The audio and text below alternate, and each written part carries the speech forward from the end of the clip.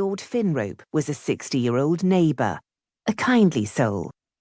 He started hiccuping and had to retire. "Drinks too much," Aunt No said, wrinkling her nose. "He's doing his belly no favour with all that whiskey." Viola put a hand on her stomacher and whispered, "I feel ill." She had once retched before a maths examination at school, and she had a terrible fear it might happen again. "Just give your nerves time to settle. Oh, rats, there's Lady Prunner arriving. Stay right here, Viola, and I'll be back." Viola had no intention of going anywhere. Her hands were growing disgustingly clammy inside her gloves. She was breathing quickly, too, and her gown wasn't helping. The point of her stomacher dug into her waist. The dance drew to a close. People drifted past, glancing at her and looking away. It was humiliating to be standing alone by the wall. Yet in the press of over 100 bodies, many of whom were wearing wide panniers, she couldn't see anyone she knew. Stealthily, she began edging along the wall to the right. There was a curtained alcove not far away, where the castle butler, Prism, stowed extra chairs when the ballroom wasn't in use. A matron paused before her, and she forced herself to smile. The woman frowned slightly, likely thinking sure to recognize her, and moved on. Another way that Viola was different from her half-siblings? She was short and nondescript, and people often forgot who she was. No one forgot a Wilde. Viola's heart had begun to pound so hard that she could hear it in her ears. Somehow, she managed to get herself into the alcove. But that didn't help. It was swelteringly hot in the tiny enclosure. On the other side of the velvet curtain, the musicians began a rollicking country dance. The floor of the ballroom actually shuddered under Viola's slippers from the pounding of feet. The alcove had been a terrible idea. It was hot and smelled of varnish. It would smell of vomit in a moment, Viola thought wildly. She had to leave, and quickly, before the worst happened.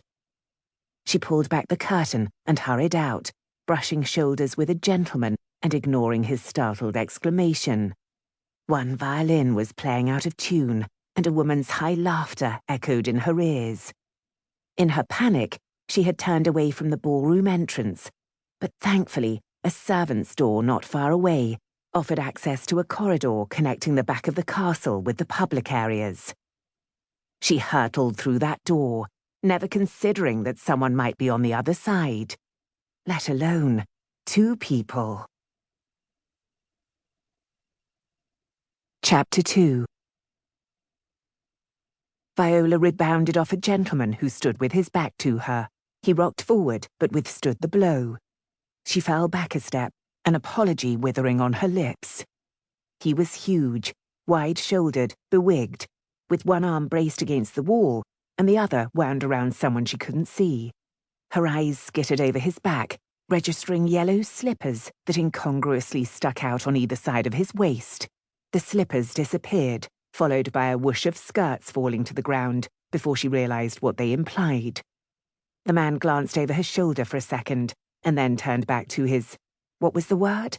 Paramour? "You arranged for a witness!"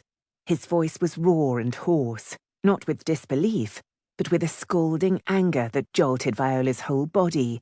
Her stomach twisted tighter. "No, indeed," the woman said, out of breath. "It's merely a servant." "Contrary to all expectation, a lady has invaded the servants' corridor. Your witness seems to have been afraid she might be late for the performance," he retorted, his voice cutting like a blade.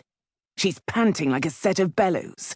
I gather you plan to use her testimony to force me to marry you." Viola was shaking all over. The servants' corridor was narrow, and he was blocking the way. She took a sobbing breath. "Excuse me." He didn't turn. "What sort of marriage do you think we'll have?" The woman murmured something. Viola edged to the side. Given that her panniers made her nearly the width of the corridor, she couldn't push past him. "Do you imagine yourself a duchess, parading about town in a high wig and my mother's diamonds? I live in the country. I never attend Parliament, and I loathe polite society. My wife..."